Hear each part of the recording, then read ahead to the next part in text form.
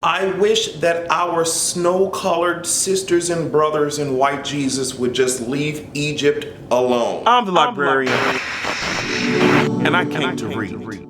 For theculturepodcast.com, I don't know how many times I have to tell you guys that go on over and listen to our latest episode entitled Mayonnaise Music. Please do us a favor and check it out. Also, I want to let you guys know that next week, Justin and I will be traveling to New York, if everything goes as planned, in order to collaborate with the Grapevine TV. I know that you guys have been really excited about that. We are too. So please keep us in your thoughts as we travel on these planes and shit and taking trains throughout New York City and New Jersey and shit. Look out for that. Also, patreon.com/AdrianExpression. This video was up on there first before it was on YouTube. Let's get into this motherfucking tea, okay? Let's talk about the issues at hand. Mr. Will Smith is out here. Now, let me tell you something. The best decision that Will Smith made this year was to join goddamn social media. He's out here giving us advice. It's like he's our big uncle. I'm here for it. Recently, he did a cute little parody of his son's video, Icon. Jaden went up there, you know, he slayed the girls with Icon, but then Will Smith said, you know, it says, I'm gonna do my own thing with this shit. He did a little parody, just celebrating the fact that his son reached 100 million streams, and I thought it was the cutest thing ever. And I tweeted some memories that I had about my father not being affectionate at all. It was kind of like a dictatorship almost. It felt like a damn totalitarian household, if I'm being honest. It didn't feel like love and joy and peace and shit like that. So seeing Will Smith and Jaden do all this in the public hopefully can rebrand, hopefully can start a revolution when it comes to fathers and sons, or just men on a platonic level, just showing affection, like acting like each other are human beings and not fucking machines. Like, damn sis, hey girl, like, are you feeling okay? It's okay if you cry on my shoulder type you know what I mean? I'm hoping that they can start a conversation in regards to the type of emotional fucked up shit that we have trained men to deal with alone or to not acknowledge. Like, I hope this starts a cute ass conversation. Speaking of cute conversations, it's a conversation that you guys wanted me to comment on, and I did not realize that I did not make my position known on this, but I went back and watched my Matthew Knowles video and what he said. I did not touch on this topic. A lot of people have been talking about Beyonce being light-skinned and how Matthew supposedly said that the only reason why she was famous or successful is because she's light-skinned. That's not what I got from Matthew's comments. What I got from it was the fact that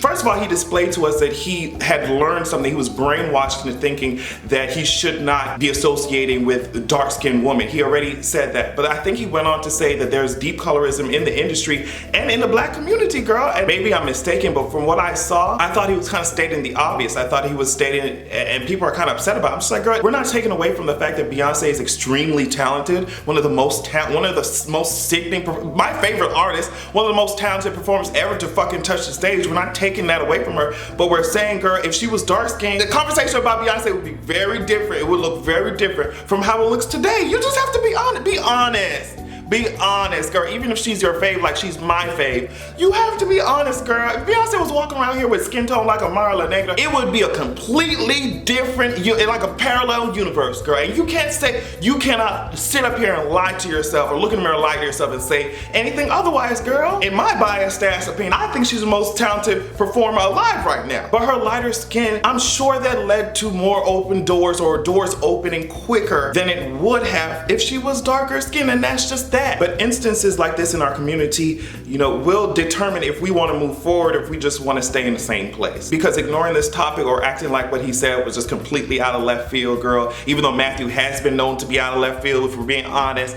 but acting like this issue is not, like just ignoring the issue, that would just become a cycle. Keep ignoring shit, pushing it under the rug, and acting like everything's okay. Girl, let's talk about the issues. Come on now. We are grown enough to do it. And since we're talking about issues, I want to talk about this particular issue. I'm not sure why. I mean, according to my records, according to my research, Nefertiti was born in Egypt, so I'm not sure why she's around here looking, y'all have her around here looking like Barbara Streisand. I just don't understand if she's supposed to be singing Somewhere Over the Rainbow, am I supposed to be sitting my ass down somewhere, someday? And it's no shade, but white people says y'all skins would be cooking next to the Great Pyramid, and it's just, y'all can't even go to the beach without burning up for you, baby. I had to take that shit back to the Jonas Brothers. Y'all walking across the desert, burning the fuck up, bitch. Y'all can't even go to the Keys. Y'all can't even go to the Florida Keys without sunscreen. Girl, get the fuck out of here.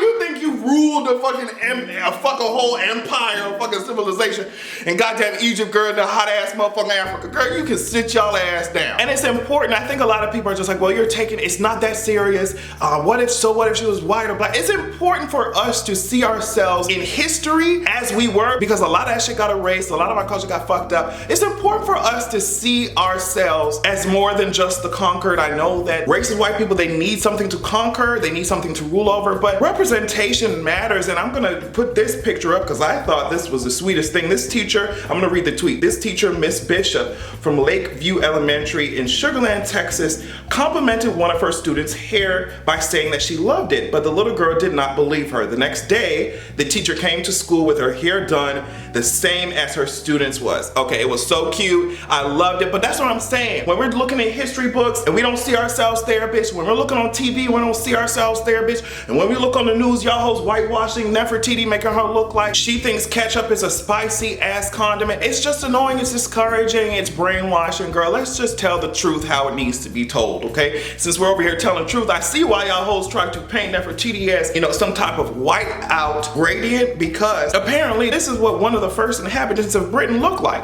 And I see why y'all are mad about it. I see why y'all are upset about it, girl. It's like indoctrination and white supremacy are working on one line, but then facts and science is working on the other. So it's like, girl, yeah, I mean, y'all, something's gonna have to give after a while because these facts keep coming out. The tea keeps spilling. Y'all trying to hide that shit, delete us from the textbooks, girl, but we're still here, bitch. I'm still here.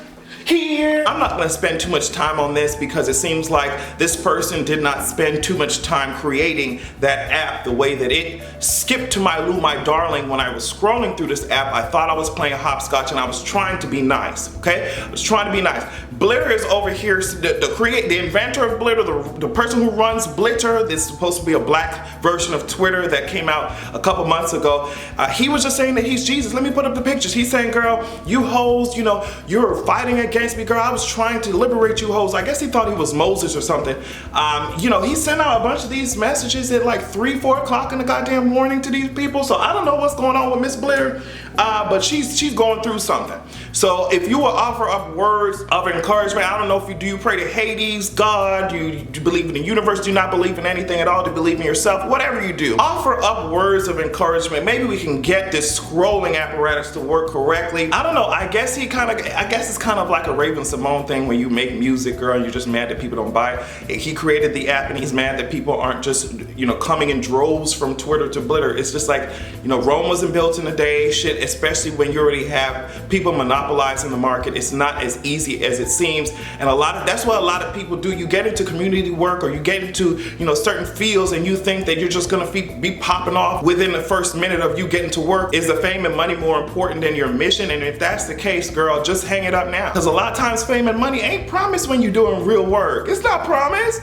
So if that's not the real reason why your ass is doing it, bitch, stop pretending like you care, sis. Let's move on from this shit, because that shit was hilarious. The girl said, girl, I've never in my life woken up to an application yelling at my ass at 4 in the morning, sis. So I'm gay, so I don't know what the fuck happened, but I guess the Eagles won the Super Bowl or some shit. I don't know, girl. It's a bunch of birds throwing football around. It's the Eagles, okay? And after the Super Bowl, you know, the Eagles fans, they were just excited. I'm excited, I just can't hide. And they start, you know what they did? They started flipping over cars. I'm gonna show you. They started flipping over cars, fucking shit up, smashing shit, you know, businesses over here suffering and shit. So it's interesting how, you know, they're just crazed fans at this point. They're just overexcited at this point. When the crowd is majority white, we don't see the tear gas, we don't see the SWAT teams, bitch, we don't see the feds coming in like this shit is war. Like we don't see heavily armored ass fucking tanks and shit come blowing they shit up. It's just interesting how in this country white people can get angry as fuck, and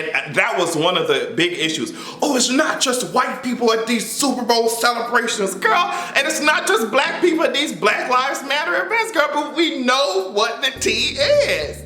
We know when y'all see a majority black faces walking towards y'all, y'all start to get so scared. You claim you're big and bad, but you got to rush and get the motherfucking armor. You got to get the tear gas. Meanwhile, these hoes are flipping over cars and allowed to run over the goddamn place. And the way the media talks about their ass is very, fucking talent. In this country, you can vandalize and you can destroy as long as you have skin that is constructed like the white ass pages of my yearbook and you know it's over sports or anything. But if you're a black person, if you're a minority protesting the many injustices from environmental ass racism to police shoot your ass in the fucking broad daylight, you want to protest that shit peacefully and walk down the street? No ma'am, that's a problem. We have a big problem with that. So there are deep ass issues that are going on in this country, sis, and until you hoes get it together, I'm gonna keep dragging. And since I brought out my yearbook, I'm gonna go ahead and show you a fucking picture. Yeah, go ahead and make fun of me if you want to, sis. Paul Ryan deleted this tweet, but they have been getting his ass together. This is the political section of our video, but you already know what time it is. This is what Paul Ryan tweeted. A secretary at a public high school in Lancaster said she was pleasantly surprised her paycheck went up $1.50. She said that will more than cover her Costco membership for the year. Now, the girls followed up with this secretary and she was like, girl, obviously he did not read the full article because even the people above me and below me got hundreds of dollars and I got $1.50. Randy Bryce, Paul Ryan's opponent, has been rejoicing at the idiotic shit that has been spewing out of Paul Ryan's mouth. He's been running ads and shit, just completely gathering his ass together. But I'm sure this latest one is just almost like a meal at Golden Corral. Paul Ryan just feeding your ass so many idiotic statements like you're happy you're getting so much shit to use against him, but it's like, girl, damn, I don't want so much. You know what I mean? I don't want too much of that shit. Might get me sick. It's like a meal at Golden Corral. So I want to see how the shit's gonna go down for Paul Ryan as he really thinks that our ass so happy about $1.50 fucking cent raise. That shows how out of touch he is. Now I'm gonna hit y'all with y'all own medicine and talk about cops. In 2018, cops who buy their uniforms or are required to buy their own guns and ammunition will no longer be able to deduct those costs as reasonable and necessary expenses to support their earning a paycheck, thanks to Trump and congressional Republicans. So a cop, and I'm talking about y'all Blue Lives Matter, a cop can't even deduct the cost of his fucking uniform on his taxes. But you expect us to get excited about a $1.50 increase on every goddamn paycheck. If I can't deduct certain fucking costs, it's not gonna matter if I have extra money if y'all hoes gonna tax my ass right the fuck back. Think logically. Think logically. You're allowing businesses to write off the expenses of them moving their fucking different locations around the goddamn country or globe. You're allowing them to write that shit off, but these working and middle class and poor people can't deduct their own motherfucking uniforms and shit. Girl, I don't buy it. I thought this was funny. Will Ripley, and he's a CNN international correspondent, he said that North Korea's media was attacking President Trump's personal hygiene. Let's see what they're saying. They called him an old lunatic, and they said that Trump cannot deodorize the nasty smell from his dirty body, woven with frauds, sexual abuses, and other crimes, nor keep the US from rushing to the final destruction. I said, girl, if that's not a fucking read and drag, sis, I don't know what is. And maybe Trump is feeling the fact that the global community is closing in on his ass. Maybe he's feeling the fact that he is an embarrassment on the global stage. And he said, you know what, sis, you know what I'm gonna do? I'm gonna try and rebrand because you wanted a fucking businessman, right? You wanted a businessman as a politician, so he's gonna rebrand. He told the Pentagon, sis, I need a favor. The Pentagon is apparently planning a grand military parade for Trump. Not for the veterans, not for the military, not for the people who are working in the military, not for the fucking nurses and shit, not for the doctors in the goddamn military, not for these fucking pilots of fighter jets and shit, not for these fucking aircraft, the people on the aircraft carriers and shit, not for the people who have died fighting for y'all asses. The military parade is for Trump, and I'm sitting over here as a 5-time draft dodger, sis. What do you have to offer? Why are we celebrating your ass? Why are we celebrating your military prowess? It's not your military, it's our military, sis. Okay, so if you want to do a parade like that, I want y'all to do a fundraiser first of all, so we can take care of this dumbass fucking expenses and put that shit right back where you found it. And also, I want you to go above and beyond. I want you to fucking go above breaking even and take the profit and give it right back to the fucking community, give it to the veterans, give it to the families of veterans, and give it to these motherfucking soldiers. And that's what you want to do. If that's a fucking